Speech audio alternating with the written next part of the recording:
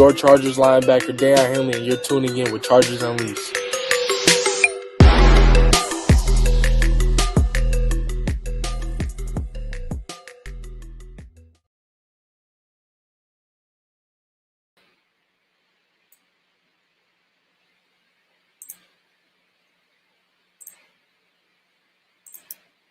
Welcome to another edition of Chargers Unleashed. Jake Hefner and Dan Wolkenstein not here with me this morning, but we are still doing Saturday morning mock draft.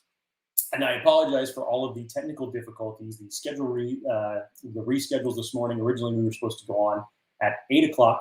Then it moved to 8:30. Then it moved to 8:45. What I have come to find out is that obviously for anybody who out there has kids, trying to get them to go to sleep at the time that you want them to go to sleep is virtually impossible. So I woke up early with my daughter this morning, about 6 o'clock, got her fed, changed the diaper, and then was in a process in a multitude of different ways to try to get her to go to sleep before 8.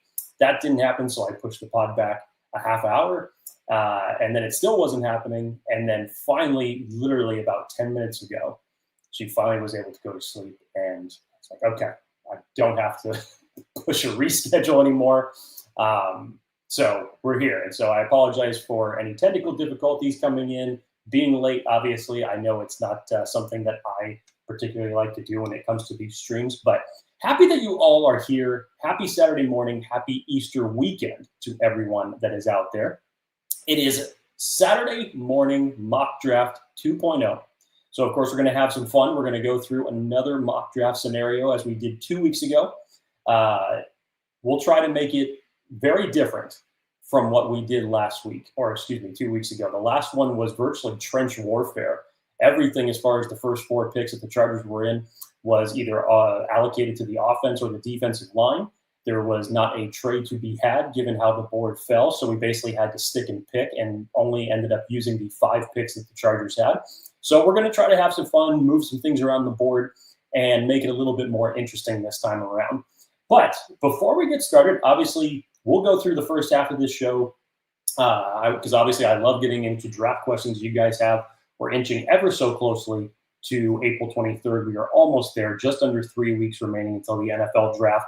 Want to hear what you guys have to say as it relates to your thoughts, any questions that you may have about certain prospects, draft strategy, what you think the Chargers may do coming up to draft weekend. Also, I obviously want to lead off the show with this because I thought this got great traction during the last show because the Saturday morning mocks were basically, this title was an homage to the Saturday morning cartoons that we all grew up with.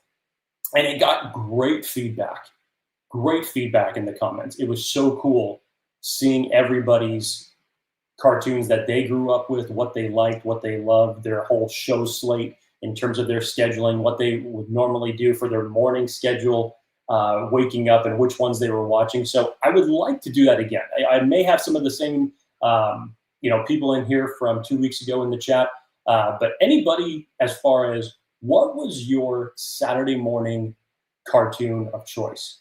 I was actually surprised that I did not see as much X-Men in there that I would have seen. But there was a plethora of cartoon shows that you guys had said that you love to watch. So by all means, put them in the comments. We'll talk about them for sure. As I mentioned, we'll get into the draft questions to lead off the first half of the show before we get into the mock draft itself. Real quick, just to get it out of the way, obviously, we know that our show is being brought to you today by FanDuel. The betting does not stop for NFL, even in the offseason. And FanDuel gives you the capability to stay in the action with NFL futures right now. You can get the Los Angeles Chargers at plus 185 to win the AFC West and plus 1,500 to win the Super Bowl. So the value is there waiting. And I know that there's a lot of people that have bold predictions out there for the Chargers to take a championship in 2026. So if you're ready to ride with the Chargers, make sure to use the promo code ChargersLAFB for your chance to win at FanDuel and let them know that Chargers Unleashed sent you. As I'm seeing here, as far as some of the questions, Pappy not once but twice talking about trading down. Absolutely. I wonder if they're going to be talking about Cole particular today. We'll find out. It's probably going to hold some relevance as it relates to the offensive line and the strategy that the Chargers have. We need a defensive edge that is I know what you mean. I know what you mean. You need a defensive edge, yes. And that is really, there's 4 different scenarios. For those of you who missed the show last week, and we'll go through this as the mock draft progresses, there's basically 4 draft scenarios that the Chargers are going to face when they hit 22. Number 1 is the pipe dream scenario, which probably has about a 6 to 8% chance of happening. That's obviously Ioane falling to 22, which most likely will not happen. That's the pipe dream scenario. But if it is, you know that that's the slam dunk pick over anybody else that you go up there and you make that selection. The next one is the probable selection. If they stick at 22, do you go with the best edge player at that particular spot? The trade down scenario, which I think is very favorable for them. I don't think that there's any better time for them than this year for them to trade back, given the fact that they only have 5 draft selections right now. All of the draft needs that you really have to either add starting caliber players or filling out those depth spots. I really think that the trade back scenario at 22 is probably going to be the most likely if the board falls the way that we all expect. But hey, every single year we always get a surprise that someone didn't expect falls to the Chargers wherever it is they land. And what do you do? Which brings me to the wild card scenario. Wild card scenario is basically either your skill position or your corner. So whether we're talking about Sadiq, who most likely will not fall any longer to 22, I know a lot of people, mentioning in here, and there's been conversations about over the last week or so, whether it's Jordan Tyson, Denzel Boston falling to them as a wide receiver possibility at 22, or do you go corner and make that type of selection? You know, we've seen the mock drafts that are out there with McNeil Warren as far as the Chargers selecting a safety at number 2. Not obviously something that you would expect that the Chargers would do considering their needs at other spots, but the skill set of the player going BPA strategy is still on the board there. So whether or not people agree with it, but I really feel that those are the 4 type of scenarios that the Chargers are going to face when they get on the clock. Thank you, Chris Buck. So now we're getting first comment as it relates to Saturday morning cartoons for Saturday morning mock draft. I grew up watching Bugs Bunny, Flintstones, and Mickey Mouse. Yes, I'm that old. There's no problem with that. I'm sure at one point or another, we all grew up watching Looney Tunes. We know what that was about. I remember watching Flintstones.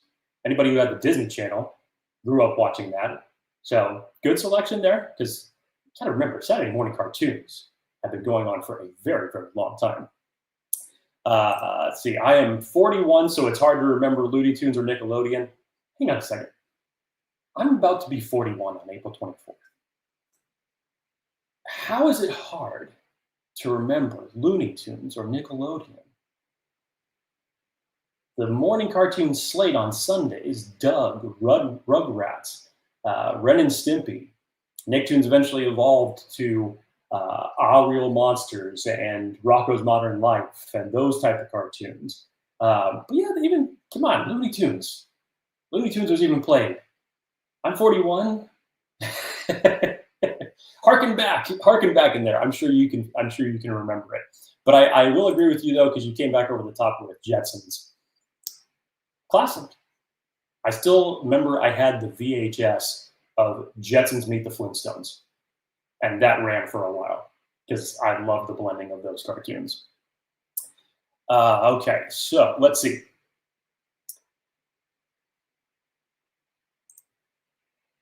Pappy coming in with a long-term one. How about Huckleberry Hound, John Gorilla, and Fractured Fairy Tale? I remember Fractured Fairy Tales because this was on.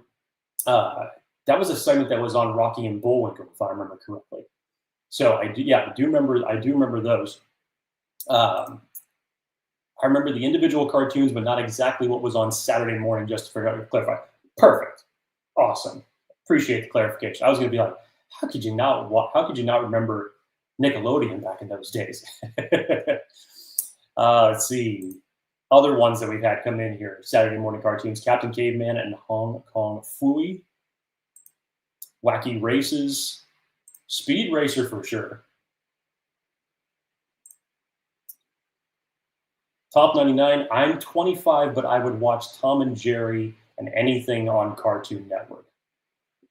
You know what? I got to give you a lot of appreciation because with the new generation and the way that everything is now with, the K-pop Demon Hunters and the way anime has basically kind of evolved, over the last 2 decades, it's nice to see that someone who's almost half my age still appreciates some of the old school cartoons. I like that. I like that. Lance from Seattle, good morning to you. Good morning to you, sir. Fantastic Four. Again, anything as it relates to Spider-Man, X-Men, the Iron Man cartoons that were on, they were great. Chris, my mom made me turn off the TV early, so I missed some of those. I'm 21 years older than you, Jake. Damn. I'm sorry to hear that. I'm sorry to hear that your mom turned off the TV and missed some of those. That is unfortunate.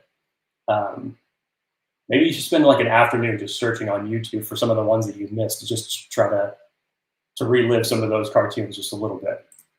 Batman Beyond, I will admit, I did not get into Batman Beyond as much as I did Batman the Animated Series because that is king, obviously.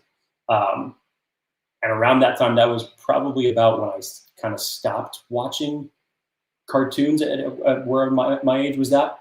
But Batman Beyond, yeah. Teen Titans on Cartoon Network was cool too, absolutely. Thundercats would make it first off. Thundercats cartoon, yes. Thundercats would make a great offensive line, sure. Respect again. We didn't have Disney, Nickelodeon, etc. I'm curious, what did you have given the limitations? So now I'm actually going to give you more credit. So you were pretty limited in as far as what you were able to watch. So I'm curious as far as the networks that you ended up getting yours on. Okay, so we can start transitioning now to the draft questionnaire. Again, we'll fire up the mock draft here in a few minutes and go through a number of those scenarios. As far as strategy, as far as players goes, I will try to do my best here to answer every single one of your questions. But by all means, fire them off in the chat. What do you guys think? Any player in particular that you believe that the Chargers should target? Any of your personal favorites? Because I know we all have our draft darlings around this point of the year. What do you think that if there's any external moves as far as things that the Chargers have not done strategically from a roster building standpoint? Is it free agency or is it the draft related? What do you guys have? Fire it out for me.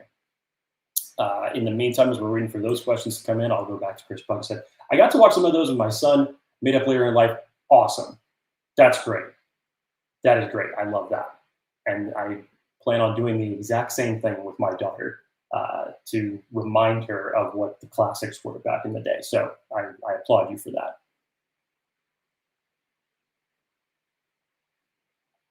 Seeing anything that I missed here before the draft questions start coming in?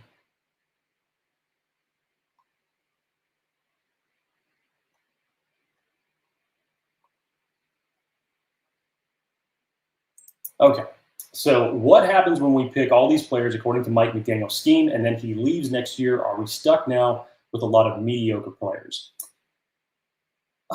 Number one, I do not think that it is a guarantee that Mike McDaniel leaves next year. So that's one. Number two, if you're saying it in the vein to say, let's just use the offensive line as a microcosm of this conversation of the mediocre player banner that you're utilizing here.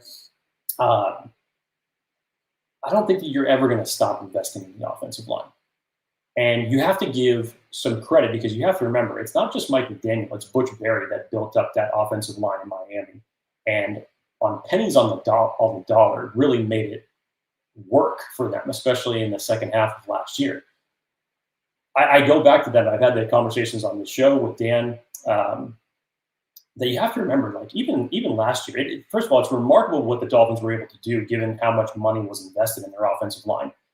And yet they were handcuffed prior to the beginning of free agency last year, where they were just not able to do any spending whatsoever.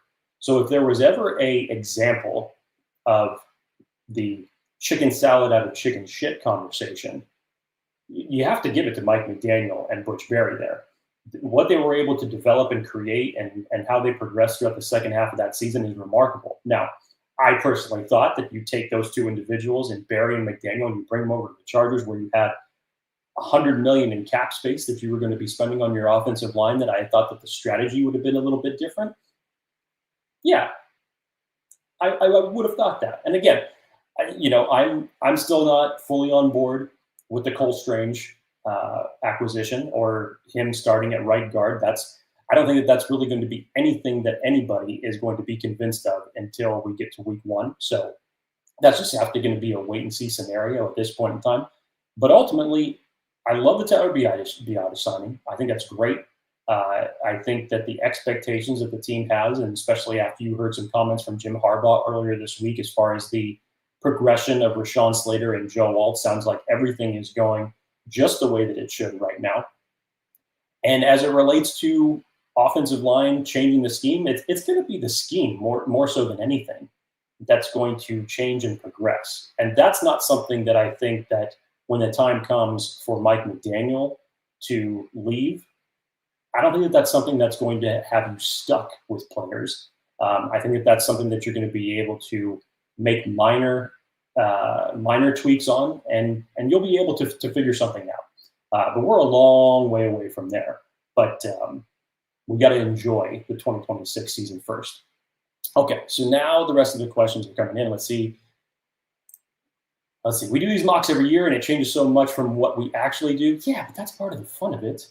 Draft conversations like this is part of what's the fun of it. We all have our different opinions on certain players, even the top ones. That's what creates great discourse, discussion, and debate.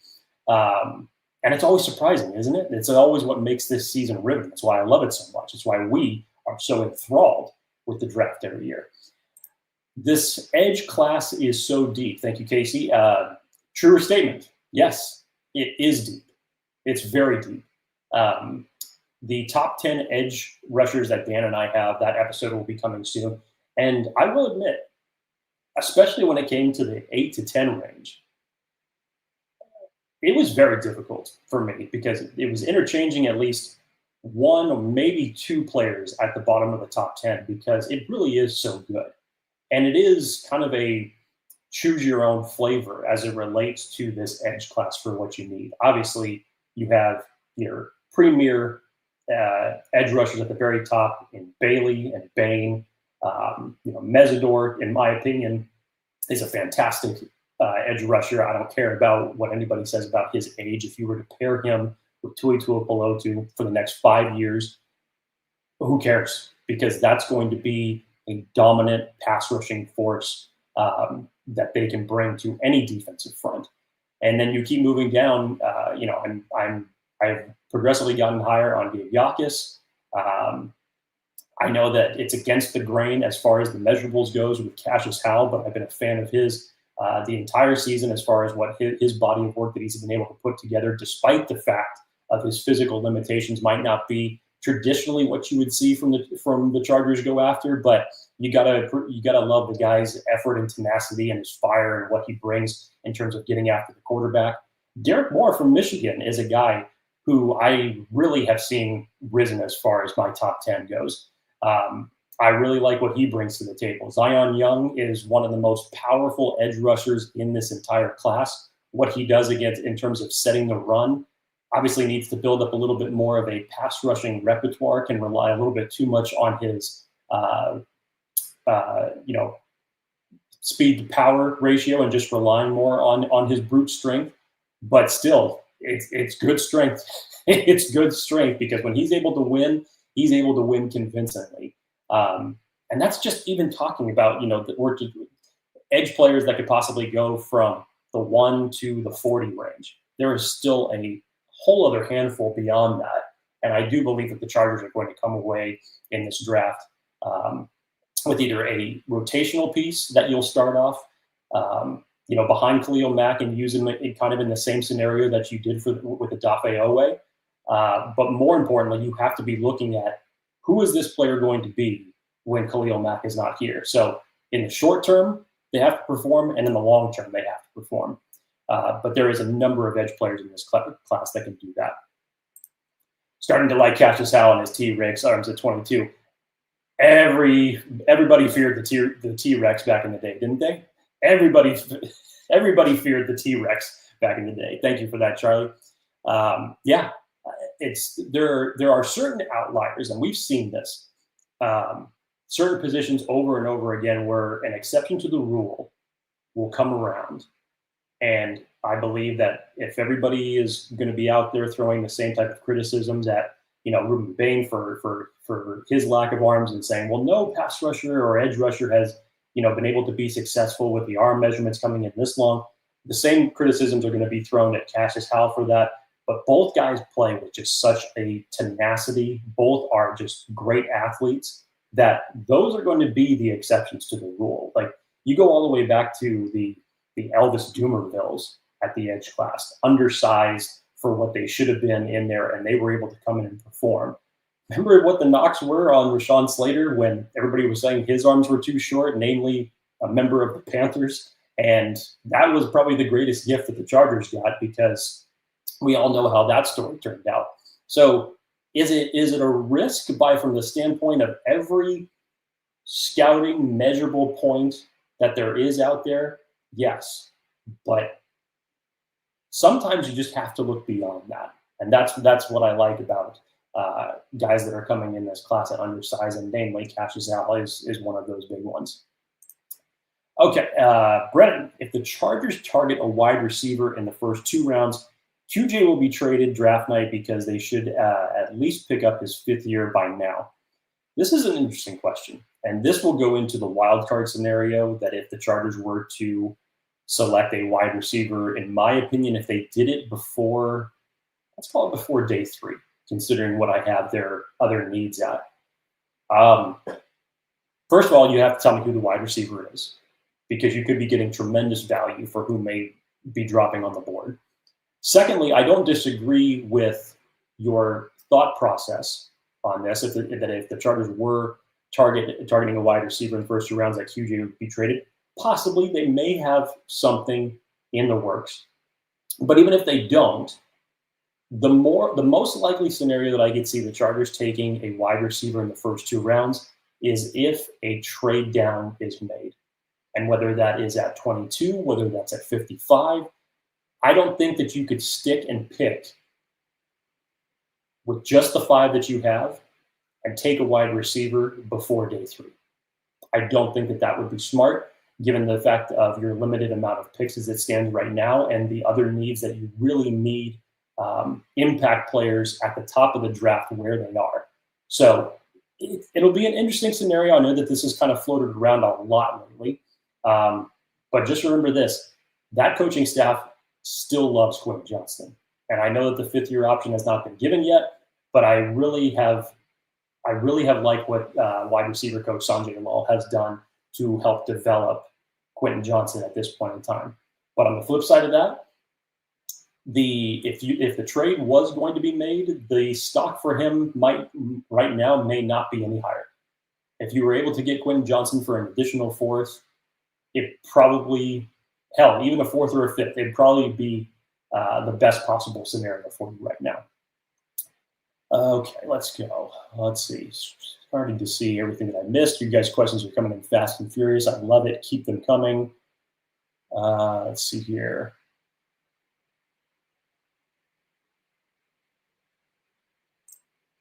Anything about Cam Jordan for a year or 2 or Bosa? Starting with the Bosa one, that ship has sailed. I think eventually he'll find his way to San Francisco. And for Cam Jordan, I'm not against it, but this would have to be like, this would probably be coming way after the draft. I still actually expected Bud Dupree to be one of the cuts when everything happened, but I think with what you had on the table at the moment with Odafe Oweh, with Khalil, and until you had any structure of that back on your roster to know who was staying, who was officially going. I think that they didn't want to jettison all three edge players at that point in time and leave Thule as the only starter on the roster until they got some clarity. So now that you have Mac back, obviously Owe went out in free agency to Washington. I think that if any move like this was to come about, and even any additional moves with Bud Dupree, will come after the draft. They expect a bump from Kyle Kennard this year, and so do I. I think he's going to come in heavier, and I think he's going to kind of get back to that form that we saw from him in college. But additionally, going out and getting one more edge should be the target in the draft. And that'll probably round out your core four. But you can never have enough edge players, as they say, for every position, right? So I'm not necessarily against the Cam Jordan acquisition, but I think a lot of dominoes have to fall in order for that to take place first. Let's see. Come through the rest of these. Yes, like this one. Look out for Miami to trade up with us. They have 4 third-round picks in this draft. Maybe we trade down to 30 and get an additional third-rounder, maybe 2 thirds for Miami. Miami, I think, is a prime target for the Chargers to start negotiating with. 100%. And let's just say you have one of the wide receivers on the board. I think that Miami would be interested in calling to come up, given the fact that the teams that are directly ahead of them that really need wide receivers. It's a very enticing one. I really pick either you look at Miami there, you look at San Francisco, what is it, 27, 28, I believe. I think is another possibility. Cleveland is another one to possibly move back like four selections just for a short-term trade just a short-term trade as far as just moving back 4 spots. But yeah, I personally think Miami would be a prime spot, given their draft capital and given their needs at that particular position. If they had the opportunity, if one of the top wide receivers was still on the board at that point in time, I would love this if that was the case. Let's see. Is there a world where Harbaugh is shading a bit and Slater isn't 100% and they draft a tackle? You know what? I'm going to say no, and this is why I'm going to say it. and you might not like the answer, but this is where my head went. If you look at the last 2 years for the Chargers in terms of investing in the offensive line outside of Joe Alt, there really hasn't been any investment. And when you look at specifically last year, and the comments that were made in the postseason press conference prior to the beginning of this season, prior to the draft, the whole 11 wins pop, we did it with this offensive line. It's nothing to feel bad about, essentially, from Joe Ortiz. And truthfully, look, I sat on this show plenty of times and I said, there's no way that they are going to put that same offensive line out there for Justin Herbert, given what happened against them against the Houston Texans.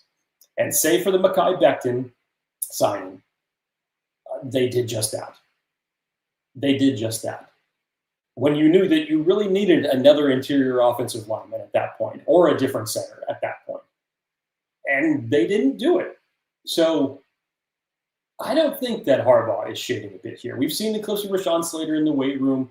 I think we still have a long way to go before we end up getting, to the start of mini camp and training camp eventually this summer. And from the time that Rashawn went down, going all the way back to training camp of last year, I think everything that is being said right now, you can take it for as much credit as you want to give it, but I think it's extremely optimistic to give that type of an update for both Slater and Alt alike. So it's encouraging. And truth be told, I think that they're fully banking on both of them being not only healthy, but being able to start the beginning of the season. Let's see here. Hanan coming in. Hi, Jake. They say that unlike offensive guards, the offensive tackles are critical in any scheme. So how about an offensive tackle in round 2 that is better than Pipkins, say Caleb Tierman, and then a guard in round 3? If if you told me that that if you went straight offensive lineman, who honestly would argue if you were to do something like this? If we're talking about someone who could give you a little bit more position flexibility, be a true swing tackle, that probably is going to be an upgrade above Trevor Penning in that circumstance, then yeah, I could see it. At least it'd be making a statement, true to your word, true to Jim Harbaugh's word, tip of the spear, in terms of investing not only starting caliber players on the offensive line, but putting some solid depth behind it after what you just saw take place. Obviously, you can never account for both of your tackles, both of your best players on the offensive line going down, but also there was no comparable replacements to fix them because your offensive guards were so bad and it didn't make the tackles any better. So if this is more of a play like insurance, doubling down, hey, I'm okay with this. It shows again that you're committing to Justin Herbert and keeping him upright this year. So it wouldn't be my first scenario, but I could totally understand that type of strategy. Brennan, do you think trading out of the first to accumulate more draft picks, like another second, third, and a fifth, depending on who the trade is with? I personally don't think that any trade out of 22, unless you're trading out of the first round altogether, is going to net you an additional second round pick. So basically any trade that you do from the first round, you're probably going to start at the third round and some additional picks from there, given the way that the value chart is. But when you think about this again, you have an extra third round pick for day two. That's huge. It's huge for the Chargers. You pick up that additional fifth round pick that you lost in the Odafe Oweh trade. That's huge for the Chargers. It's big for them, considering the positions that you can attack on day three, which are still lucrative. Talking about that possible wide receiver starting it off, maybe in round 4 or round 5, whichever you choose. But any additional picks that you can accumulate from this point forward is a win. And to be honest, I don't care where it is. But I would assume that if you're going to make a trade, it has to be at either 22 or 55 for that. Francis, Chicago is another trade option. They have 2 second-round picks, and they need another pass rusher. That early second-round pick is going to be vital to get R. Mason Thomas or Malachi Lawrence. Again, in this particular case, if we're trying to kind of manifest the second-round selections, I think you would have to have someone trade back into the first round, honestly. If we were talking about the Chargers at, say, 15 to the 17 range, you maybe can net an extra second-round pick. But from where they're at, the way that the draft value chart measures up, it just doesn't fully equate to get an additional second-round pick.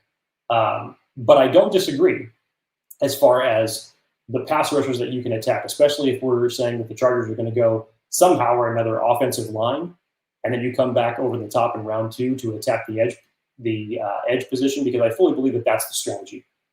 And if it was between me and these two that you're pointing out, R. Mason Thomas and Malachi Lawrence, I would love to see Malachi Lawrence paired next to Tuli Pelotu.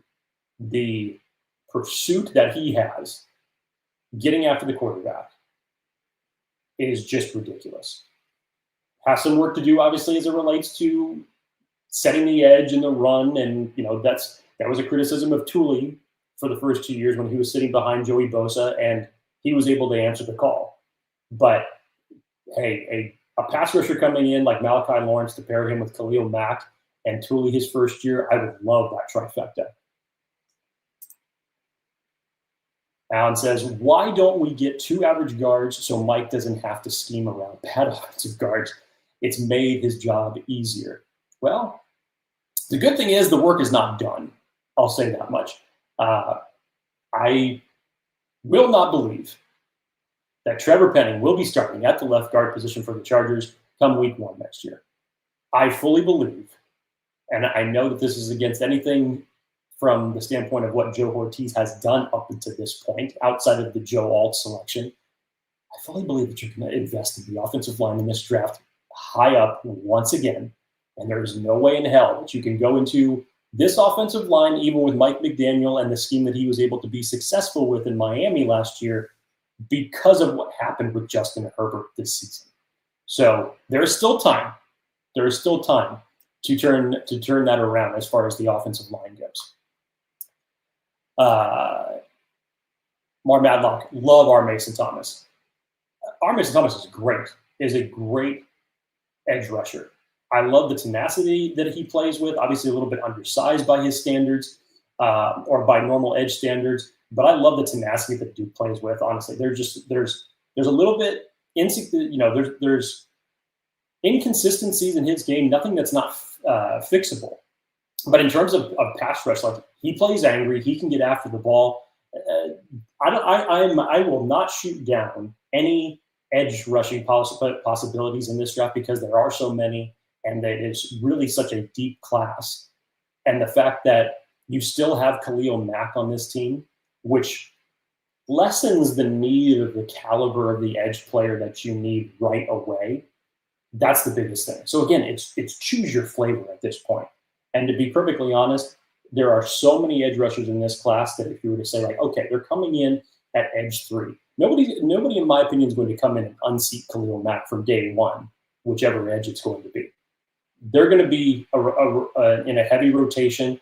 You'll give, obviously, Khalil Mack some rest here and there. But that's just still going to be a great trifecta of what made Jesse Mentor's defense works, and Chris O'Leary knows this as far as getting 3 edge rush players in there. Let's see. Chris Buck 64. Very sad that I never got a chance to watch a game in person. I know, very sad. I've lived on the Central Coast since '85, but I'm going to a game this year for my birthday, and I talked my hubby into it. Hell yeah. I would love to know when you end up targeting this game. Obviously, we'll see when the schedule release comes out next month. That it'll get interesting. And it's a competitive year for the Chargers as far as their opponents go. So I hope you end up going to a great game. Top Flight, great to see you again, man. Great to see you. Come back more often. We'll talk later, buddy. Let's see. Patty, I saw an article showing several post-draft guard cuts for cap savings. Any thoughts? Yeah, it really just depends on who's out there. We've seen Joe Ortiz make plenty of moves past the draft, and for him, the roster building does not stop going. And the best example of that is the Elijah Molden trade that you made right after the preseason was concluded, leading up to week 1 of that first year under the regime. You traded away a 6th-round pick, and Elijah Molden had a great first year for the Chargers that season. And so he's shown. And again, you go back to this past year when Khalil Mack goes down with an injury, and you come to find out that no other edge rusher on your team besides Tully is able to get the job done, and how desperately you needed pass rush help. You go out and you get Odafe Oweh for a 5th-round pick, and it changes everything, especially when Khalil Mack ends up returning. So, no, I don't see – I would not shoot this idea down either. I really think that Joe Ortiz is looking at all possibilities, even though, I have some criticism of what he did during free agent frenzy, and I think that he could have done a little bit more as it relates to certain offensive guards. But if the situation is right, and you have to remember this is no longer Greg Roman's offense, if it fits for what Mike McDaniel needs, he's going to do that. I think that has been proven that he's going to do that. All right, we'll answer a few more before we fire up the mock draft machine. Hanan, Peter Woods or TJ Parker at 22? I'm leaning towards TJ Parker here if I had to choose between the two of them for a number of different reasons. One, if Dalvin Tomlinson had not been signed, I would be very high on selecting either Caden McDonald or, in this case, Peter Woods, but probably more likely in a trade back, given where his value is. But TJ Parker is obviously the popular edge player that is presumed to be on the board when the Chargers select at 22. As far as just what he ends up bringing to the game, good production overall. It wasn't a bad 2025 for him, but definitely came in under expectations from what many people projected him to be prior to the season starting. He had a terrific Senior Bowl week, and you talk about the active hands that he has when he goes after the quarterback. He's got a plethora of pass rush moves, plays angry. He's got great power, uses his length well, but just the production just didn't end up being there. But in terms of edge options, going back to the probable scenario, sticking and picking at 22, if it is going to be edge, then absolutely, I think that you would consider TJ Parker in that spot. All right, let's see. Okay, I'll answer one more here, and then we'll fire up the mock draft machine. What if we sign Taylor Decker, move Slater to left guard, and somehow Vega falls to 22? You're not going to move Slater to left guard. I know some people have thrown this out there in the universe, and some people have asked me this question, offline. Rashawn Slater has proven that he is an elite left tackle. And left tackles like that do not grow on trees. If you think about the days before Rashawn Slater, not just Rashawn Slater, Joe Alt. Think of how long it took the Chargers to get stability at that position. It's been a long time when you really think of how much that roster's churned.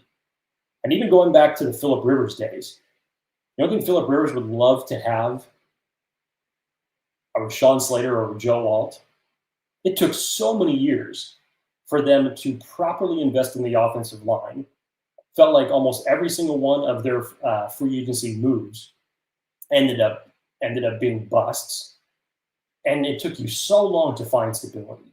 So in this particular case, I would not be moving Slater to left guard, not at all. I would still love it if the pipe dream comes true and Vega fell to 22, because to see Rashawn Slater and Vega play next to one another, you basically just keep running to the left in that scenario, because they're going to be able to clear the pathway easily on that side.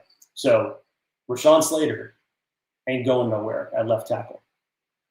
Okay, so I'm going to bring up the mock draft machine. And like I had mentioned before, we're going to try to make this different than what we did the last time. And again, we stuck with all 5 picks at that point in time. And it ended up being a little bit different as it relates to what we saw. Hang on one second. Didn't end up sharing properly. There we go. Okay. That is not what I was looking for. That is the other board. Hang on one second.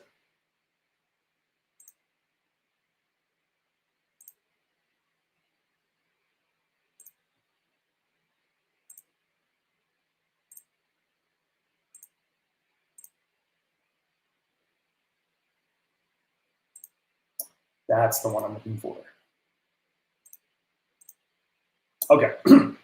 So this is how the board has played out thus far for the Chargers in this particular scenario.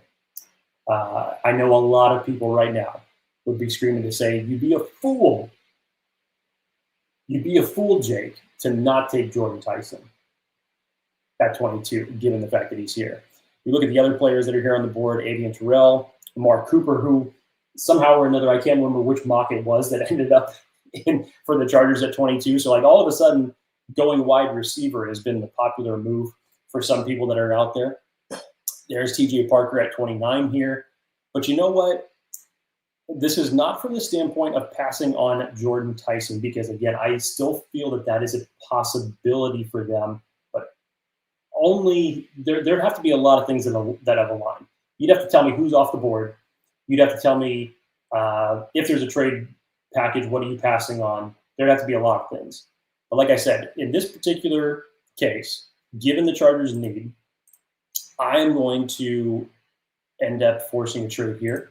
And let's see as far as who's there realistically. So the teams that are interested, Buffalo at 26, which I think is going to be one that I can pull off. San Francisco's another one at 27. Let's see if we can finagle the trade scenario that was put in here in the chat. Let's see if we can finagle the trade with the Miami Dolphins. So if we take their 30, and if we're looking at the draft value chart, you're looking at a difference of, let's see here. 22,780 to 30. So it's about a difference of about 160 points.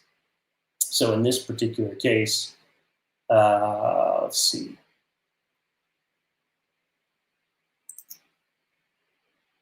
I'm going to go 30, and then second round pick would be out for anybody that's wondering in that case. And then you look at the plethora of third round picks that they end up having. 775 would still be too high. That's at 215. You go to 87. That's 155. That actually would probably be your spot as far as the equal pay goes. Again, point difference is 160. These two together would net that. So if you traded for 22, but you know what? I know that they say that they're not interested in this trade. I'm going to force this trade. Let's have some fun. I'm going to force this trade anyways. I don't know why that's giving that to me. I just want, or is it not going to? It better let me force this trade. There we go. Okay, so now we forced that trade. So the Chargers are now picking at 30. And let's see where it ends up on. Now it gets interesting, does it not? This would be totally a case if we're talking about the Denzel Boston fan club, that I could say, okay, you've now netted an additional third round pick. You have some more flexibility. You could totally go wide receiver here, 100%. Cassius Howell being here at 26 is tremendous value. Some say that this is kind of around the neighborhood towards the tail end of the draft where Peter Woods could end up going. I don't believe that Casey Conception is still going to be here. I will say that much. I think that he's going to be selected in the first round for sure. And then you got Emmanuel Pregnon at 36. If I'm going strictly off of value here, the way that this board has fallen this far has actually kind of been surprising. So I'm looking up here, Kate Proctor's gone, McDonald's gone, TJ Parker went at 25.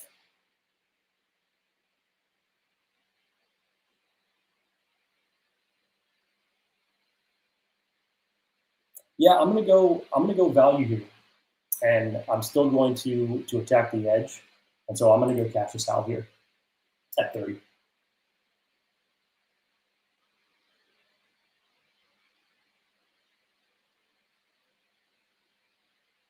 Okay. Now this is a great scenario that comes up because this is what came up in the last draft. Because last draft, for those of you who are not there, last draft for you guys who are not there, the way that the board fell, who I ended up having the selections of choosing, it ended up coming down to Ioane fell, and then Akeem Mesidor fell to the Chargers at 22. I passed on Vega because I didn't believe that he was going to end up doing there, so I tried to do a more realistic scenario, and so I ended up going with Akeem Mesidor.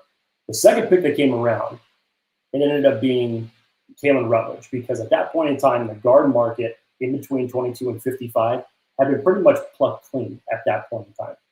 And so this is going to be one of the scenarios that you're going to be faced with. And whether it's edge or whether it's a trade back scenario and you want to attack guard early, these are some of the risk versus rewards that you're going to have to kind of find out that you're going to have to deal with. So the Jennings Dunker one selection here makes a lot of sense given who the Chargers have. Let me just pull up and see as far as the interior offensive lineman who's there. So Rutledge is there again. And again, as far as the interior, the offensive line goes, there's some of the obviously you're not going to be attacking a center. You're probably going to attack a development or center on day 3 of the draft. And I don't want it to be almost a carbon copy of what I did last year. And I actually have a lot more stock in Jalen Farmer and being realistic of where he's going to go. And as far as the scheme fit itself, I love me some Kalen Rutledge. I think that he could totally fit in this particular scenario. And but I do believe that he would really thrive if we were still talking about Greg Roman's scenario as far as being that power guard. But he plays with it. He plays with a shit attitude that you just love to see from an offensive guard. It's just nasty. It's totally right up Jim Harbaugh's alley.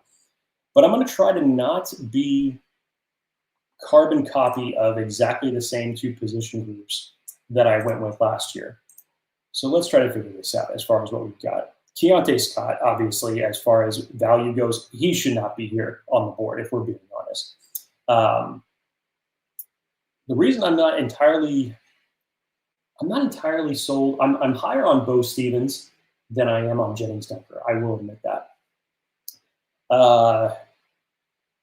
Skylar Bell is enticing to me because I'm a huge fan of Skylar Bell's.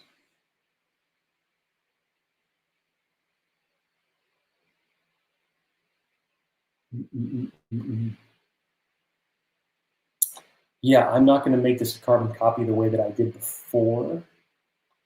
And I'm actually going to go wide receiver here. Skylar Bell and Bryce Lance, I think, are two of my favorite selection or favorite draft fits for the Chargers in this particular draft, as far as what you need.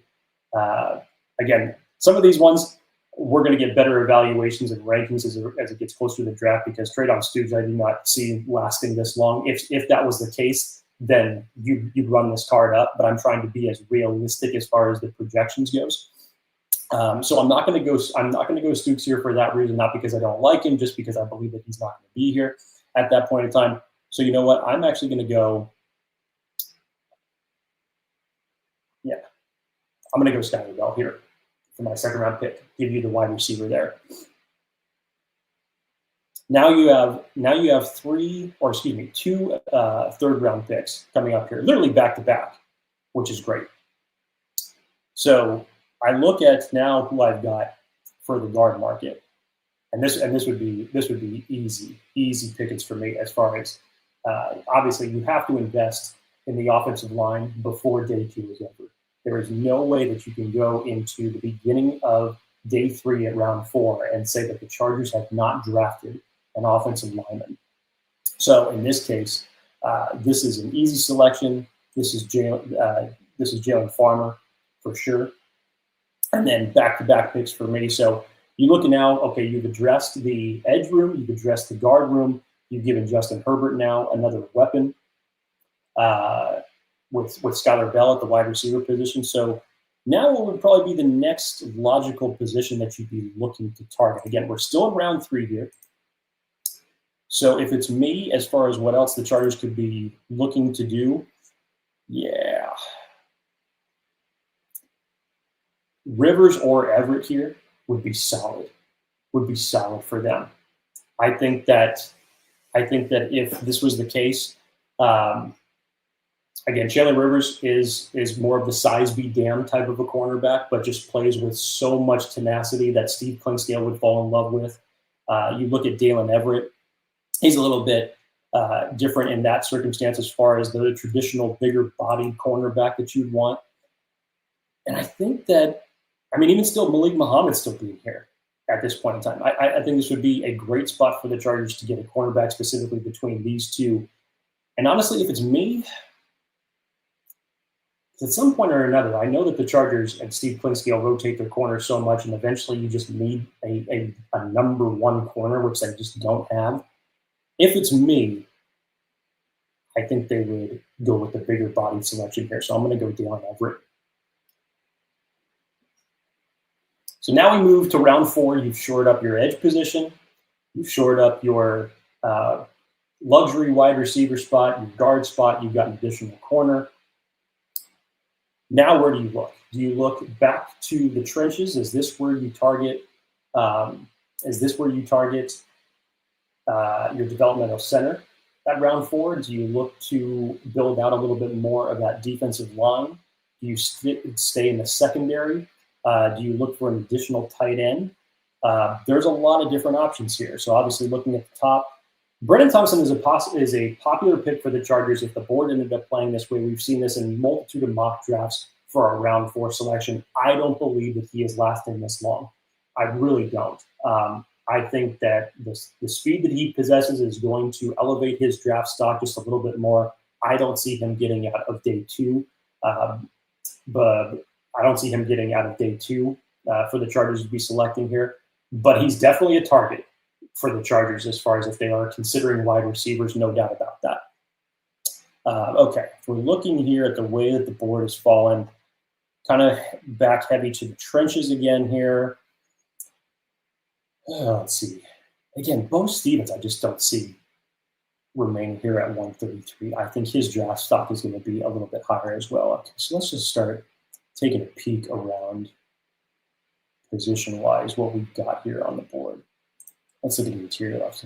Bo Stevens is there. Jager Burton's there. Still a little bit too high. This may end up becoming a kind of a BPA scenario given the fact of how the board has fallen.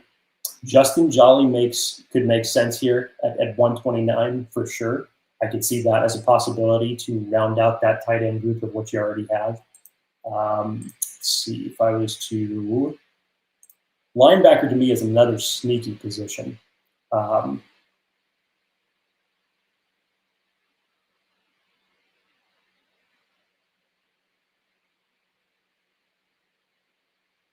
again, I still don't even see Bryce going this far.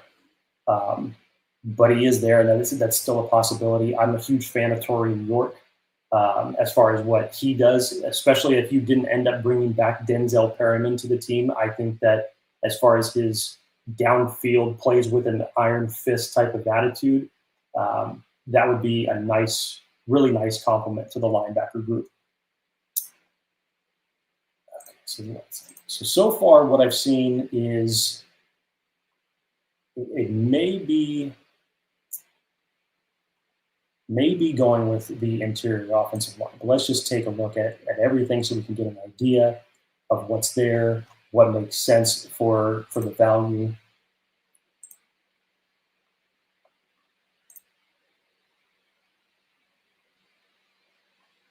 You know what? Given what I've seen here, I'm going to take Justin Jolly, North Carolina State.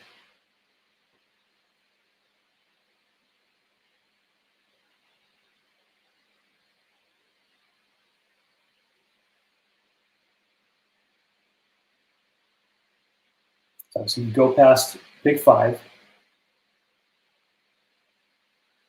or round 5.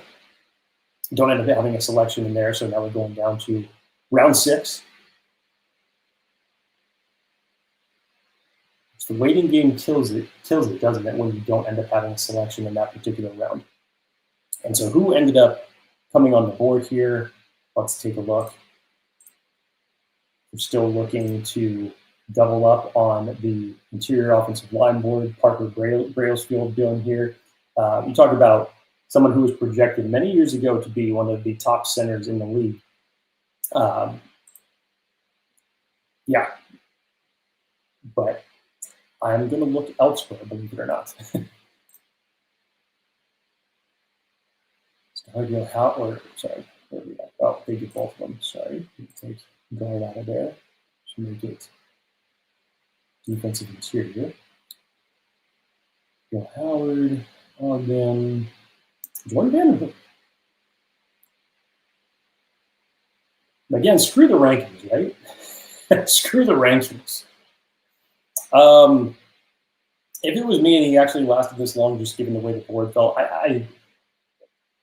there is one thing that I will say, and again, I didn't necessarily follow it by the Joe Ortiz playbook, is that Joe Ortiz, if you go all the way back to the past 12, this would be year 12, so 11 years, going all the way back to his time in Baltimore to now, he has invested any selections in between rounds 1 and round 4 on interior defensive linemen. He did that last year, obviously, with Jamari Caldwell. He did it the year before with the Bogby.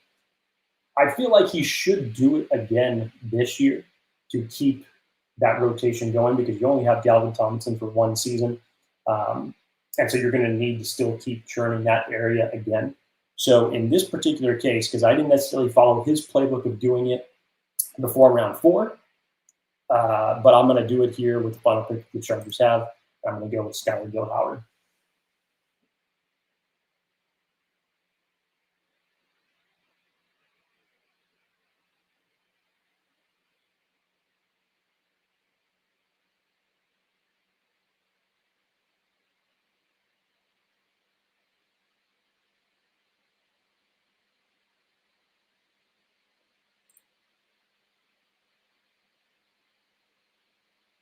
And that is the mock draft 2.0. So obviously, criticisms, concerns, questions, whatever you got, go ahead and flame the draft as much as possible if you like to. Trade back with the Miami Dolphins. You ended up selecting Cassius Howell at 30. 55, you came back around with Skylar Bell. Jalen Farmer with his selection at 86. And then with the additional third-round pick that you had, you take Dalen Everett out of Georgia. Round 4, you beef up that tight end room a little bit more as far as the depth goes and give it to Justin Jolly, which just imagine that for a second with what you've already done now, with Kohler, with Gadsden, and now if you were to add Justin Jolly into that, you managed to get yourself a pretty nice, versatile tight end room. And the way that we know that McDaniel loves to utilize tight ends, I think that everybody could be even in this particular scenario. And then, of course, you finish it off with the final pick that you had in this particular mock draft scenario, Skylar Gale Howard out of Texas Tech. I understand the Cassius Howell at 30 is I totally get I totally get that. Hang on, let me stop sharing this first so I can come back to you guys' comments. Cassius Howell at 30 is I get it. Just not a fan betting on the historically bad outlier of the first round. 100%, you have every single right to believe this, and I won't say otherwise. But there are always outliers. Personally, if it's me, do I even see Cassius Howell lasting as long to 30? No, I don't. Players like Akeem Mesidor and Howell, given how good they are at getting after the quarterback, given their explosion traits as edge rushers, I foresee them to be gone well before the Chargers select at 22. But given that particular scenario, as far as what fell, I ended up going with that. Again, trading back, getting the additional third-round pick gave a little bit more flexibility to where I could take Skylar Bell at 55. I think that he is such a versatile weapon and was so well utilized in UConn's offense that, again, if Skylar Bell was taken in Greg Roman's offense, I'd be scared because I wouldn't know what type of plays you're going to be able to draw up for him. Skylar Bell and Mike McDaniel's offense is an entirely different story. I think for his utilization in the offense for UConn, inside, outside, they had him on reverses. They had a lot of creative concepts for him as far as what he could bring to the table. And I think that Mike McDaniel would have a lot of fun with a player of his skill set. Jalen Farmer basically securing up the left guard spot out of Kentucky. I know a lot of people are a lot higher on him. I was actually surprised that he was still on the board when I selected him at 86. Dalen Everett, I had the choice between either him or Chandler Rivers. I'm fans of both of them. I think they both play with great tenacity, especially Chandler Rivers. Just size be damned, doesn't give a crap about going up against bigger body cornerbacks. He finds a ways to win. And then, but Dalen Everett, I think as far as what you want in this particular case, because you already have Tariq still, that you get another bigger body guy to really round out that zone defense for sure. Gabby says, I don't think you'll be replacing Ortiz anytime soon. Trust me, I don't want to. And that's not my goal. Because when it comes to the draft, I think we can all agree that the last 2 years of Joe Ortiz drafting has been pretty damn solid. And it was better than the previous regime as far as what they were able to do with anything that was beyond the first round. And even sometimes the first round of the previous regime were not that good.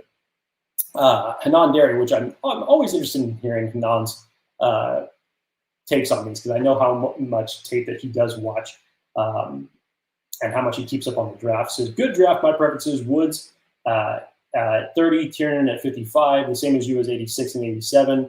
Zune at 123, he's the center and the tackle. Yeah, if you're going for players that have a little bit more versatility, it's always going to add more to their draft stock. So I don't disagree with any of those at all. Again, we all have our different preferences, and this is what makes this type of year fun. So it's going to be interesting to see how everything plays out come the weekend of April 23rd. The best thing we know is that every single one of us are going to be on our couches watching it, wondering what's going to happen. How much longer do I have until the Chargers pick? Can I go out? Can I run errands? Because sometimes it feels like it takes eternities on day 3, but it still grips you. It still enthralls every single one of us. But I love these type of conversations when it comes to the draft prospects themselves, because everybody's got a differing opinion on it, and I love hearing this. So thank you for that, Nan. Appreciate it. Hugo Boss, a little late to the show. Jake, what's up, everybody? Hello to you, sir. You're about an hour late, but it's all good. Saturday morning mock draft 3.0 will be up in 2 weeks, the weekend prior to the NFL draft. So we're getting there. We are under the 30-day mark. It is really that close. So again, I appreciate every single one of you guys for waking up on your Saturday, on Easter weekend, coming in here to join me. Again, these are so much fun as it relates to just the conversations that we get a chance to talk about. I love hearing your guys' draft opinions, your takes, your situations, your thoughts, your questions, everything. And then, of course, as we go through the NFL mock draft simulator and seeing how everything plays out, again, much different from how it played out in mock draft 1.0. And that was my goal, was to make it a little bit different. I didn't want to be drafting any of the same players that I drafted previously, and I didn't end up doing that. So it definitely came out a lot more diverse as far as the players that were selected, what the board looked like, and much different than 1.0. So I'm excited to see what 3.0 is going to bring here in the next 2 weeks. And I guarantee you, Dan Wolkenstein will not be missing mock draft 3.0. I guarantee it. So once again, we had a little bit of a scheduling conflict with Dan. He wishes he could be here to talk to all of you. I'm sure he would have had plenty of opinions as far as some of the picks that I ended up making, but we will get to that next time. And again, as far as everybody that has come, been tuning in for these last several weeks, as we are in the thick of draft season. I know we have our top 10 edge rushers list that we're going to be dropping here very soon. Very special episode that's coming this week, so keep your ears peeled for that, especially early on in the week. Very, very excited about that. It's one of my favorite shows to do every year. But you'll know it when you see it. You'll know it when you see it. So I'm excited to have all of you guys watch that one. But outside of that, I am Jake Hefner. Thank you guys so much every single week for tuning into these live shows. I absolutely love and appreciate every single one of you. We will see you next time on Chargers Unleashed.